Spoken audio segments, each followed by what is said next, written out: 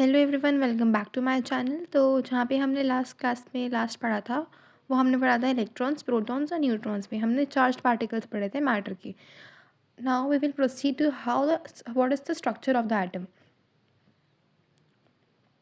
So in this topic, structure of the atom, different scientists gave their ideas like how the internal structure of atom looks like. So now let's read the chapter. We have learned Dalton's atomic theory in chapter 3, which suggested that the atom was indivisible and indestructible. As we read in chapter 3, that atom is indivisible, it cannot be divided, it has no subdivisions. But the discovery of two fundamental particles, electrons and protons inside the atom, led to the failure of this aspect of Dalton's atomic theory. The discovery of electrons and protons led to the failure of Dalton's atomic theory. Dalton's atomic theory said that atoms were indivisible. But since we found that in the atom there are electrons and protons, so how it can be indivisible? It has some particles inside it, so it is divisible. It was then considered necessary to know how electrons and protons are arranged within an atom. For explaining this, many scientists proposed various atomic models. J. Thomson was the first one to propose a model for the structure of an atom. So, क्या हुआ था कि अब हमें ये तो पता चल गया था कि एटम डिविजिबल तो है। डाल्टन की थ्योरी तो गलत प्रूफ हो चुकी थी। कैसे? इलेक्ट्रॉन्स और प्रोटॉन्स की डिस्कवरी से डाल्टन की थ्योरी गलत प्रूफ हो चुकी थी। उसके बाद अब हमें पता चल गया था कि डाल्टन की थ्योरी गलत है। अब हमें ये जानना था कि अगर इलेक्ट्रॉन्स और प्रोटॉन्स एटम के अंदर है, तो ये उसके अंदर है अरेंज कैसे हैं? उसमें कैसे दिखते हैं, कहाँ पे रहते हैं, बेसिकली एटम के किस रीजन में पाए जाते हैं, एटम का इंटरनल लुक दिखता कैसा होगा अगर ये इलेक्ट्रॉन्स और प्रोटॉन्स के अंदर हैं तो उसको एक्सप्लेन करने के लिए काफ़ी साइंटिस्ट ने अपने एटॉमिक मॉडल्स प्रपोज किए, जैसे कि जे थॉमसन सबसे पहले साइंटिस्ट थे जिन्होंने बताया था कि एक एटम का स्ट्रक्चर दिखता कैसा होगा।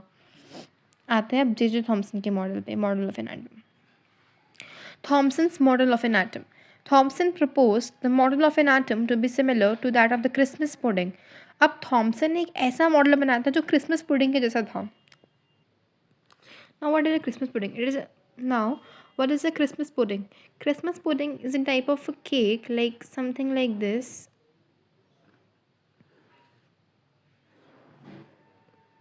इसमें ड्राई फ्रूट्स होते हैं, चॉकलेट के चोको चिप्स होते हैं. मतलब if we see like this, अगर हम इसको ऊपर से देखें तो इसमें चॉकलेट का है और इसमें चोको चिप्स है सारे, लाइक समथिंग लाइक दिस. पूरा ऊपर से चॉकलेट का है एंड इसमें अंदर क्या है, चोको चिप्स ऐसे एम्बेडेड है. इन्होंने बोला कि जे थॉमसन ने एक ऐसा मॉडल दिया एटम का जो क्रिसमस पुडिंग के सिमिलर था. हम आगे बढ़ते हैं. The electrons in a sphere of positive charge were like currants, dry fruits in a spherical Christmas pudding. We can also think of watermelon. The positive charge in the atom is spread all over like the red edible part of the watermelon, while the electrons are studied in positively charged sphere like seeds in the watermelon. अब पहले ये वाला समझते हैं. They are saying that the dry fruits or the choco chips or something, dry fruit or anything, is embedded in this chocolate pudding like electrons. These things are electrons which are embedded, and the rest of the area is the positively charged area. ये पूरा positively charged है. So it's a positively charged sphere where choco chips are embedded like this.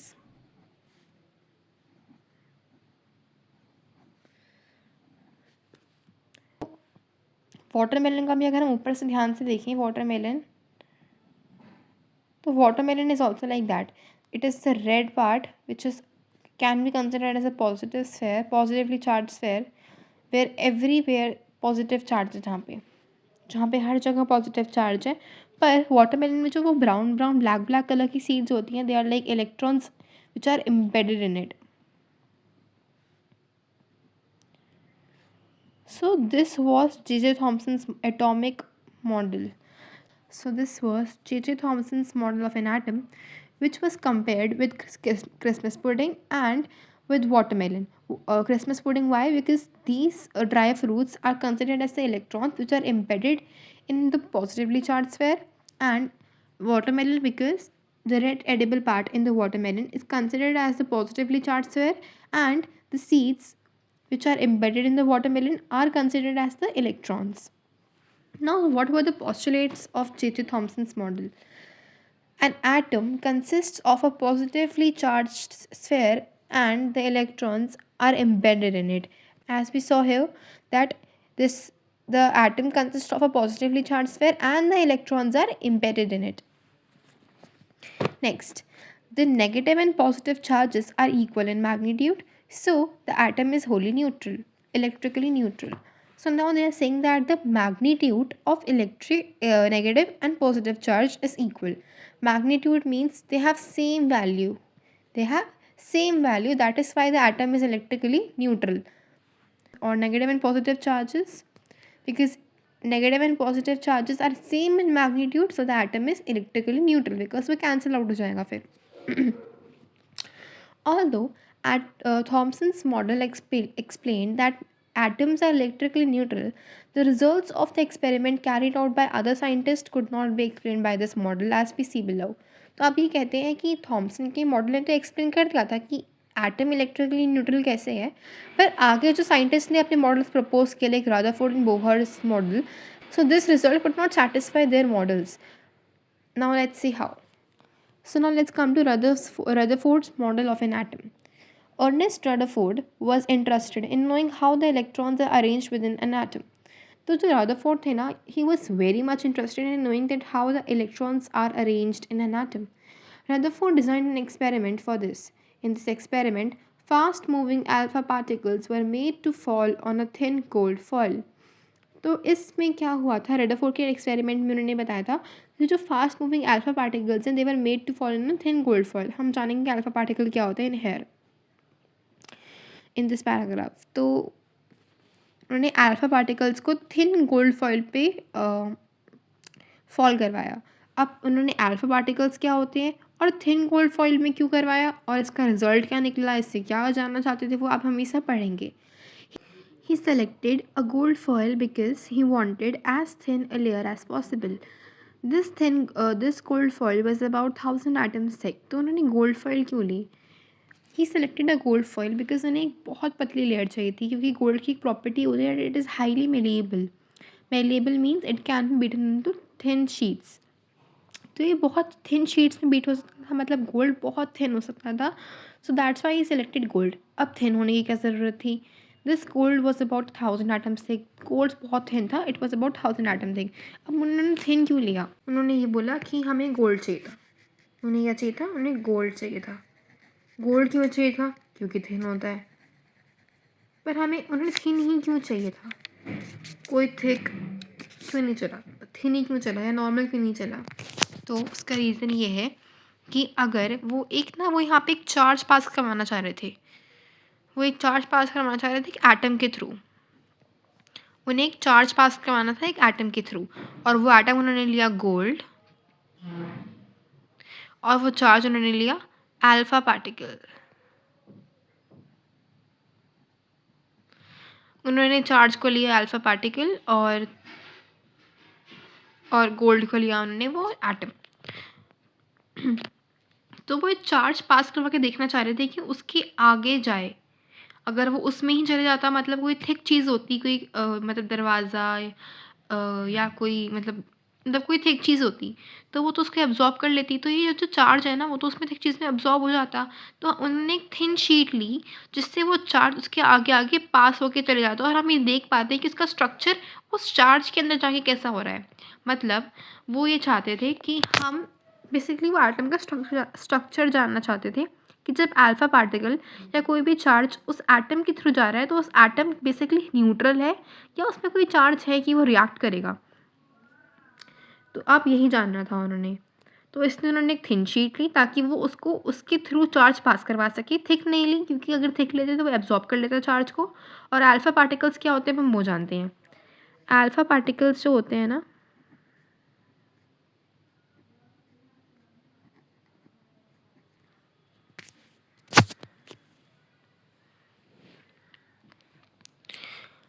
Alpha particles का जो मास है वो है 4u। इसका जो चार्ज है वो है +2। और इसका बेसिकली सिमिलर किसकी तरह है, और ये है क्या? It is a helium ion. तो जो अल्फ़ा पार्टिकल है उसका मास तो 4 यूनिट्स है, उसका चार्ज +2 है, और ये सिमिलर है हीलियम आयन के। अब आगे बढ़ते हैं।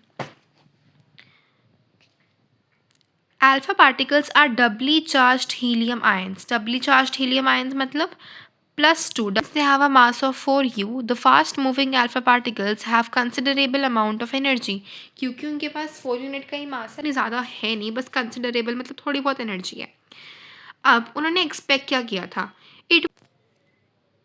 It was expected that the alpha particles would be deflected by the subatomic particles in the gold atoms. Since the alpha particles were much heavier than the protons, he did not expect to see large deflections. अब इसका मतलब क्या है? इसका मतलब ये है, अगर ये एक एटम है और इससे हम कुछ चार्जेस पास करवाएं, इस तरह से कुछ चार्जेस पे हम पास करवाएं,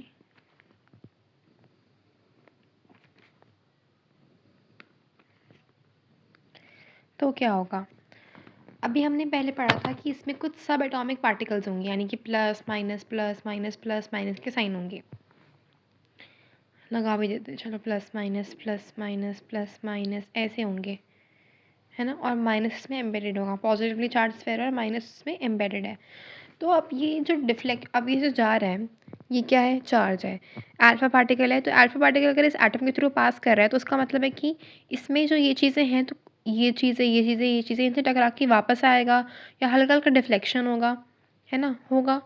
पर क्योंकि अल्फा पार्टिकल ज़्यादा हैवी थे प्रोटॉन से, प्रोटॉन मतलब बेसिकली पॉजिटिवली चार्ज स्फीयर है, तो अब ये जो अल्फा पार्टिकल्स हैं, और वैसे भी इलेक्ट्रॉन्स का तो मास ही नहीं होता, तो उसका मास तो वैसे ही नेग्लिजिबल है। ये प्रोटॉन से ज़्यादा हैवी है, तो क्या कोई डिफ्लेक्शन होगा? अगर कोई भारी चीज़, अगर एक ट्रक जा रहा है, एक बड़ा सा ट्रक जा रहा है, छोटी सी कार जा रही है, अगर एक ट्रक है, एक कार है, उसको वो उसने मार दिया, और मतलब बेसिकली उसको अपने रास्ते में सीधा सीधा चलना है, तो वो उस कार को उड़ा देगा, और वो बेसिकली अपने सीधे से रास्ते पे चलेगा, उसको कोई फ़र्क नहीं पड़ेगा। तो वैसे ही वहीं अल्फा पार्टिकल्स प्रोटॉन से तो बहुत हैवी है, तो वो प्रोटॉन्स को मतलब मार के, मतलब प्रोटॉन्स को ऐसे हटा के वो सीधे से जाना चाहिए उनको, ऐसे ऐसे स्ट्रेट, है ना। ऐसा हो रहा था, बिल्कुल हो रहा था, पर स्ट्रेट जाना चाहिए। तो उसने एक्सपेक्ट नहीं किया था कि कोई डिफ्लेक्शंस होंगी, क्योंकि ये हैवी है और ये प्रोटॉन्स तो बहुत लाइट है। तो प्रोटॉन्स तो लाइट है, अल्फा पार्टिकल्स तो हैवी हैं, तो ये हैवी चीज़ हल्के को मार मार के सीधे सीधे जाएगी अपने रास्ते में एकदम स्ट्रेट। तो उसे ये एक्सपेक्टेड था, उसे एक्सपेक्टेड नहीं था कि ऐसे कोई डिफ्लेक्शंस भी होंगे, ऐसे टेढ़े मेढ़े नहीं जाएंगे, बिल्कुल एंगल पे नहीं जाएंगे, बिल्कुल स्ट्रेट जाएंगे। अब जानने हैं कि रिजल्ट्स क्या है। रिजल्ट्स बिल्कुल अनएक्सपेक्टेड आए, बिल्कुल अनएक्सपेक्टेड। मतलब जो एक्सपेक्ट किया था कि स्ट्रेट जाएंगे, तो हुआ ऑब्वियसली हुआ, पर कुछ ऐसे रिजल्ट्स थे जो बिल्कुल ही अनएक्सपेक्टेड थे। अब जानते हैं हुआ क्या था। But the alpha particle scattering experiment gave totally unexpected results. The following observation were made. पहला ऑब्जर्वेशन ये हुआ था कि most of the fast moving alpha particles passed straight through the gold foil. इस गोल्ड फॉइल से बिल्कुल straight तो काफ़ी पास हुए, ये भी काफ़ी पास हो रहे हैं स्ट्रेट, क्योंकि इनको कोई फ़र्क नहीं पड़ना, because they are more heavy than the proton, so obviously they will move in straight direction. Some of the alpha particles were deflected by the foil in a small angle. और कुछ ऐसे deflect भी हो रहे थे छोटे छोटे angles पे, ये जा रहा था तो ऐसे डिफ्लेक्ट हो गया, ये जा रहा था ऐसे डिफ्लेक्ट हो गया, ये ऐसे डिफ्लेक्ट हो गया, मतलब थोड़े थोड़े डिफ्लेक्ट भी हो रहे थे. Surprisingly, 1 out of every 12,000 particle appeared to rebound. अब हो क्या रहा था कि 12,000 में एक पार्टिकल, 12,000 में एक अल्फा पार्टिकल रीबाउंड हो रहा था. 1 out of every 12,000 particle appear to be rebound. एक सीधा जा रहा था और वापस आ गया. Can you imagine? Alpha particle जो इतना हैवी है वो वापस आ सकता है. Can you imagine that a truck जो एक कार के सामने से जा रही है और उसको टक्कर मारी तो कार उस ट्रक को गिरा के पीछे भेज देगी। Can you really imagine? But yeah, this thing happened like so it was something like this कि अल्फा पार्टिकल्स बहुत सारे तो ऐसे पास कर रहे थे, काफ़ी सारे अल्फा पार्टिकल्स एकदम स्ट्रेट स्ट्रेट जा रहे थे, स्ट्रेट स्ट्रेट जा रहे थे, but some of them were getting deflected. कुछ कुछ छोटे छोटे एंगल्स पे डिफ्लेक्ट भी हो रहे थे, इस तरह से, इस तरह से।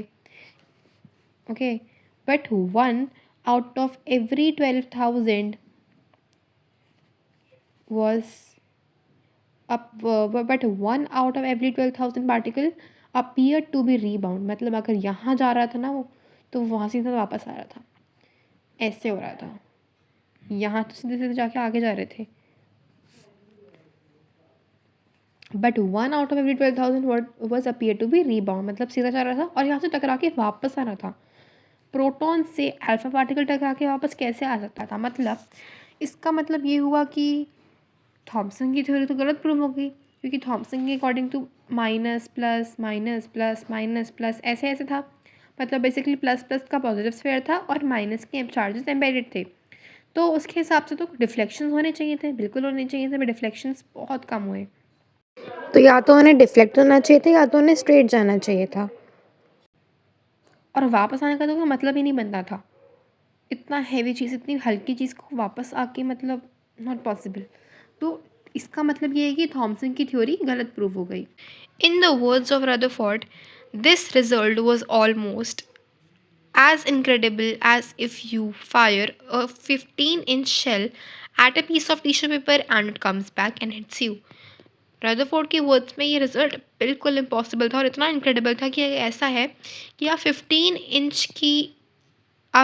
इंच के शेल को एक टिश्यू पेपर के बीच में मारोगे, ऑब्वियसली टिश्यू पेपर फटेगा, पर ऐसा नहीं हुआ। It happened like tissue paper से वो वापस रीबाउंड होकर आपकी तरफ वापस आ गया। So it was as impossible as this was। Let us think of an activity in an open field to understand the implications of this experiment. Let a child stand in front of a wall with his eyes closed. Let him throw stone at the wall from a distance. Hear a sound when each stone strikes the wall। अब बच्चे को लेना है, इसकी आंखें बंद करवानी है, and then he will throw a stone on the wall, and then he'll hear a sound। जबकि जब जब वो एक एक स्टोन स्ट्राइक करेगा वॉल पे, तब तक उसको आवाज़ सुनाई देगी। If he repeats this 10 times he will hear the sound 10 times obviously. But if a blind folded child were to throw stones at a barbed wire fence, most of the stones would not hit the fencing and no sound would be heard। अब उसकी आंखें तो बंद हैं, तो उसको दिखेगा तो नहीं वो where he is hitting the ball और स्टोन। सो बार्ब्ड फेंस वायर में तो जगह मतलब काफ़ी मतलब एम्प्टी होती है ना, तो उसमें तो वो स्टोन ऐसे पास कर जाएगा। सो उसको कोई आवाज़ नहीं आएगी, चाहे वो कितनी बार मारे, he will not be able to hear the sound. This is because there are a lot of gaps in the fence which allow the stone to pass through them। Obviously it has lot of gaps between them, तो वो stone को allow कर रहा है पास करने में, तभी वो पास हो रहा है, बच्चे को साउंड भी सुनाई नहीं देगी। Now, here are the conclusion of this activity। Very few particles were deflected from their path, indicating that the positive charge of atom occupies very little space। पर कुछ डिफ्लेक्ट हो रहे थे, कुछ डिफ्लेक्ट हो रहे थे, कुछ डिफ्लेक्ट हो रहे थे। इसका मतलब ये है कि जो कुछ डिफ्लेक्ट हो रहे थे वो क्यों हो रहे थे? ये बताता है कि कुछ प्रोटॉन्स या पॉजिटिव चार्ज का प्रेजेंस था उधर, जिसकी वजह से वो डिफ्लेक्ट हो रहे थे। यानी कि अगर अल्फा पार्टिकल्स थोड़े थोड़े डिफ्लेक्ट हो भी रहे हैं, just because of protons they are getting deflected. So very little space is being occupied by the protons.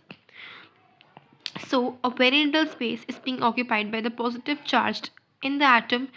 Because of that, the alpha particles are getting deflected from their path। Clear?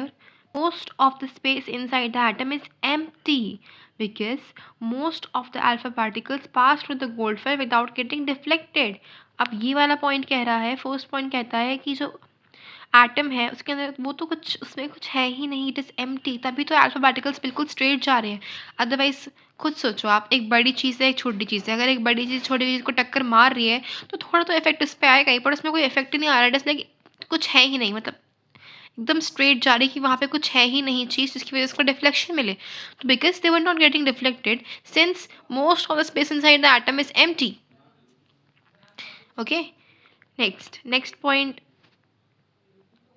उसके बाद very small fraction of alpha particles were deflected by 180 degree, indicating that all the positive charge and mass of the gold atom was concentrated in a very small volume with in the atom. अब third point भी बहुत important है. It says that बहुत कम alpha particles जो थे वो deflect हो रहे थे 180 डिग्री से. 180 डिग्री का मतलब है स्ट्रेट मतलब ऐसे वाले डिफ्लेक्शन जो हो रहे थे, मतलब रीबाउंड वाले जो हो रहे थे. तो कहने की बहुत कम alpha particles were deflecting by 180 degree, जो ये इंडिकेट कर रहा था कि positive charge and the mass of gold atom was concentrated in very small volume. अब अगर फिर से ये एक एटम है, स्ट्रेट जा रहा है, इसका मतलब यहाँ पे कुछ भी नहीं है, इट इज़ एम्प्टी. कुछ डिफ्लेक्ट हो रहा है, इसका मतलब थोड़े थोड़े प्रोटॉन्स फिर भी हैं इधर. We have some protons here but most of them were going straight. Okay, but some of them नहीं, मतलब very few of them were getting some of the particles were appear to rebound means यहाँ जाके वो they were coming back. तो इसका मतलब है कि ऐसे जा रहे हैं तो कुछ ही भी नहीं है, यहाँ पे कुछ भी नहीं है, स्ट्रेट जा रहे हैं तो थोड़े थोड़े डिफ्लेक्ट हो रहे हैं. इसका मतलब यहाँ पे कुछ तो है, थोड़ा प्रोटॉन तो है यहाँ पे डिफ्लेक्ट हो रहा है, कुछ तो है थोड़े थोड़े चार्ज. और जहाँ पे बिल्कुल ही वापस आ रहा है, उसका मतलब ये है कि अगर एक अल्फा पार्टिकल एक प्रोटॉन से टकराएगा, अल्फा पार्टिकल का वेट ज़्यादा है, सॉरी मास ज़्यादा है, पर प्रोटॉन से ज़्यादा है, तो उसका मतलब है कि वो थोड़ा थोड़ा डिफ्लेक्ट करेगा क्योंकि इतना तो फ़र्क नहीं पड़ेगा, ऑब्वियसली बात. ठीक है, थोड़ा थोड़ा डिफ्लेक्ट करेगा, तो थोड़ा थोड़ा डिफ्लेक्ट कर रहा है because of the presence of proton.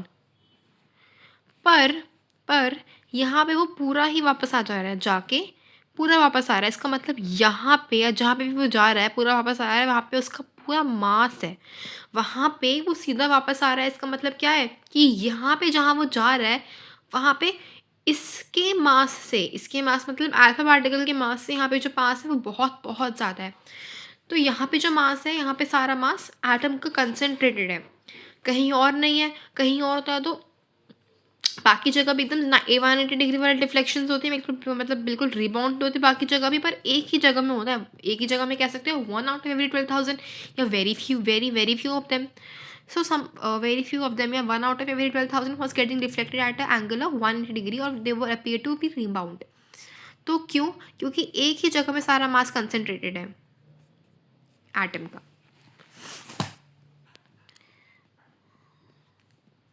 भाई कि indicating that all the positive charge, सारा पॉजिटिव चार्ज और मास गोल्ड एटम का एक ही जगह में कंसनट्रेटेड है. सारा पॉजिटिव चार्ज मतलब सारा मास, बेसिकली इलेक्ट्रॉन्स और प्रोटॉन्स ही अभी तक इस टाइम पे डिस्कवर हुए थे, इस टाइम के बाद से डिस्कवर हुए थे न्यूट्रॉन्स, नील बोहर्स के एटम के बाद से. तो सारा मास जो है एटम का वो कहाँ पे कंसनट्रेटेड है? उस जगह पे कंसनट्रेटेड है जहाँ पे वो रीबाउंड हो रहे थे. From the data, he also calculated that the radius of nucleus is about 10 raised to the power 5 times less than the radius of atom. अब इससे इन्होंने ये बताया कि न्यूक्लियस नाम की भी एक चीज़ है. अब हम यहाँ पे जानेंगे न्यूक्लियस नाम की चीज़ के बारे में, कि उसमें ना एक न्यूक्लियस नाम की चीज़ है जिसका रेडियस जो है, अभी इसको एग्जांपल लेते हैं, KLM छोड़ दो अभी. जैसे कि न्यूक्लियस है, सेंटर में एक न्यूक्लियस नाम की चीज़ है जिसका जो रेडियस है ना वो 10 raised to the power 5 times less than the radius of atom है. एटम का जितना भी रेडियस है उसके 10 raised to the power 5 times कम है वो. On the basis of this experiment, Rutherford put forward the nuclear model of an atom which had the following features. अब इन experiments के बेसिस पे रदरफोर्ड ने ना nuclear model of an atom का निकाल दिया. मतलब उन्होंने ये बताया कि उसमें ना एक न्यूक्लियस नाम की चीज़ भी है. There is a positively charged center in an atom called nucleus. एक एटम में एक पॉजिटिवली चार्ज सेंटर है, इसमें सिर्फ और सिर्फ पॉजिटिव चार्ज है. ठीक है, एक पॉजिटिवली चार्ज सेंटर है, एक एटम के अंदर सेंटर भी प्रेजेंट होता है, that is the nucleus called nucleus. Nearly all the mass of an atom resides in the nucleus. सारा ही मास एटम का कहाँ पे होता है? न्यूक्लियस में होता है. सारा मास कहाँ पे होता है एटम का? न्यूक्लियस में होता है. The electrons revolve around the nucleus in a circular path. अगर ये वो एटम है तो इसके आसपास इसके सारे पार्ट्स में, ये हम बाद में जानेंगे, इन सारे पार्ट्स में, या कह सकती हूँ कि एक एटम है, अगर ये न्यूक्लियस सेंटर में, तो उसके आसपास जो पाथ है, ऑर्बिट्स हैं, उनमें ये इलेक्ट्रॉन ऐसे ऐसे रिवॉल्व कर रहे हैं। Electrons are revolving around the path. और प्रोटॉन तो सारे सेंटर में कंसंट्रेटेड है, क्योंकि सेंटर में सारा मास है। तो this centre is the nucleus, this centre is the nucleus. The size of the nucleus is very small as compare to the size of atom. अगर ये एटम है तो उसका साइज बहुत छोटा है एटम के कंपेरिजन में। नाउ अब रदरफोर्ड का एक्सपेरिमेंट भी काफ़ी हद तक बहुत सही था, उन्हें काफ़ी अवार्ड्स भी मिले, बट अनफॉर्चुनेटली उसका भी एक ड्रॉबैक निकल गया, और उसका ड्रॉबैक था the revolution of electrons in a circular orbit is not expected to be stable. अब इन्होंने ये कहा कि जो इलेक्ट्रॉन्स का रेवोल्यूशन था ना सर्कुलर पाथ में, ऑर्बिट्स में, वो स्टेबल नहीं था, क्योंकि any particle in any particle in an circular orbit with undergo acceleration, अगर कोई भी पार्टिकल, फिजिक्स में भी हमने पढ़ा है कि कोई भी पार्टिकल अगर सर्कुलर चीज़ में, सर्कुलर ऑर्बिट में ऐसे रिवॉल्व करेगा तो एक्सेलरेशन तो कॉज होगी, because there is a change of direction. Speed बेशक कांस्टेंट हो, पर due to change in the direction at every point this causes acceleration, और एक्सेलरेशन कॉज हो रही है तो क्या होगा आप देखते हैं। It will undergo acceleration. During acceleration, the charged particles would radiate energy. अब क्योंकि अब देखो, दिस इज एन एटम, ये न्यूक्लियस है सेंटर में, और ये ना इलेक्ट्रॉन है, यहाँ पे था इलेक्ट्रॉन इनकी बाउंड्री पे। अब इलेक्ट्रॉन ऐसे घूम घूम के वो सेंटर में आ गया। यानी कि ऐसे कोई चीज़ है, ऐसे जाएगी तो थकेगी ना। एक्सेलरेशन हो रहा है, और एक्सेलरेशन में क्या होता है ना, देखो वो कह रहे हैं कि रिवॉल्व करते हैं उनके आसपास बाउंड्री पे, पाथ्स पे रिवॉल्व करता है इलेक्ट्रॉन। अब इलेक्ट्रॉन रिवॉल्व कर रहा है, तो एक्सेलरेशन कॉज हो रही है, एक्सेलरेशन कॉज हो रही है तो वो रेडिएट करेगा एनर्जी। अब कोई भी चीज़ गोल गोल घूमती जाएगी तो इट ऑब्वियसली वो थकेगी। तो आप ये सोचो कि इलेक्ट्रॉन ऐसे गोल गोल घूमता जाएगा, सबसे पहले तो एक्सेलरेशन कॉज होगी। एक्सेलरेशन कॉज होने से वो एनर्जी रेडिएट करेगा, एनर्जी रेडिएट करने से वो थकेगा, और थकेगा तो वो सेंटर में आ जाएगा, ऐसे ऐसे घूम के कहाँ पे आ जाएगा, सेंटर में। अब एग्जांपल लेते हैं, अगर हम ही एक पार्क का, एक ग्राउंड का चक्कर लगाएं और हम बहुत थक गए हैं, अब हमसे नहीं होगा, तो थकते हमारी एनर्जी लूज़ होगी, और हम धीरे धीरे अगर सेंटर में, हाँ अगर पार्क के सेंटर में कुछ अच्छा अच्छा खाना है, कुछ अच्छा ठंडा ठंडा पानी रखा है, तो आप उसे पीने आओगे, खाने आओगे, तो आप ऐसे घूम के अपने एनर्जी के सोर्स पे आ जाओगे, मतलब अपनी एनर्जी के पास आ जाओगे जहाँ से आपको एनर्जी मिले। तो वैसे ही इलेक्ट्रॉन्स भी, इलेक्ट्रॉन जैसे थक जाते हैं, एनर्जी रेडिएट करते हैं, तो वो यहाँ पे सेंटर में आके फॉल कर देते हैं न्यूक्लियस में। तो इसका मतलब तो ये है कि एटम तो काफ़ी अनस्टेबल है, it is highly unstable, and hence the matter he exist नहीं करेगा, and hence the matter will not exist. Though the revolution of these electrons in a circular orbit is not expected to be stable, any particle in a circular orbit would undergo acceleration. During acceleration, the charged particles would radiate energy, thus, revolving electron would lose energy and finally fall into the nucleus. If this were so, the atom should be highly unstable, and hence the matter would not exist in the form that we know. We know that the atoms are quite stable. तो अब ये वाला paragraph drawbacks बताता है Rutherford की। अब देखते हैं कि नील्स बोहर ने क्या बोला। In order to overcome the objections raised in Rutherford's model of an atom, Niels Bohr put forward the following postulates about the model of an atom. अब जो भी ड्रॉबैक्स, जो भी ऑब्जेक्शंस, जो भी ड्रॉबैक्स निकले थे रदरफोर्ड की, उनको ओवरकम करने के लिए नील्स बोहर ने अपने मॉडल ऑफ एन एटम बनाया, उन्होंने अपना मॉडल ऑफ एन एटम बनाया, जिसमें उन्होंने ये पोस्टुलेट्स दिए थे। Only certain specific orbits known as discrete orbits of electrons are allowed inside the atom. उन्होंने बोला कि अगर ये एक एटम है तो उसमें कुछ एक स्पेशल ऑर्बिट है जिसका नाम है डिस्क्रीट ऑर्बिट ऑफ इलेक्ट्रॉन, वही सिर्फ एटम के अंदर अलाउ है और कोई ऑर्बिट अलाउड नहीं है। एक special orbit called discrete orbit is only allowed inside the atom. While revolving in discrete orbits the electrons do not radiate energy. अब उन्होंने ये बोला कि जब इलेक्ट्रॉन्स इन डिस्क्रीट ऑर्बिट्स में रिवॉल्व करते हैं तो एनर्जी रेडिएट करते ही नहीं हैं, उनकी एनर्जी लॉस ही नहीं होगी, तो फिर एक्सेलरेशन तो कॉज हो रही है, पर एक्सेलरेशन की कॉज होने से एनर्जी रेडिएट ही नहीं होगी, एनर्जी रेडिएट नहीं होगी तो वो न्यूक्लियस में फॉल नहीं करेंगे, न्यूक्लियस में फॉल नहीं करेंगे तो एटम अनस्टेबल नहीं होगा, स्टेबल होगा। दीज ऑर्बिट्स और shells are called energy levels, इन हम कहते हैं energy levels. Energy levels in an atom are shown in the figure 4.3, इसमें दिखाया गया है। The orbit or shells are represented by the letter K, L, M, N or the number n is equal to 1, 2, 3, 4. अब ये nucleus है, हमारे पास 4 shells होते हैं, K shell, L shell, M shell. Nucleus के आगे सबसे आगे होता है that is the K shell, उसके बाद L shell, M shell and the N shell, जिन्हें हम n is the number of shells, we can say number of shells मतलब एक शेल है तो k, n2 है तो l, n3 है तो m एंड n4 है तो n। This is how the Niels Bohr model of an atom looks like. Centre में न्यूक्लियस, उसके बाद we have the K shell, L shell, M shell and the N shell. अब इन shells में क्या है, ये they are the discrete orbits, the energy levels जहाँ पे इलेक्ट्रॉन्स रिवॉल्व कर रहे हैं, और here in the centre we have the nucleus. Neutrons का टॉपिक हम पहले ही कवर कर चुके हैं पहली क्लास में। So that's all for today, and in the next class we will be starting with 4.3 valency isotopes and isobars. So till then stay tuned. Bye.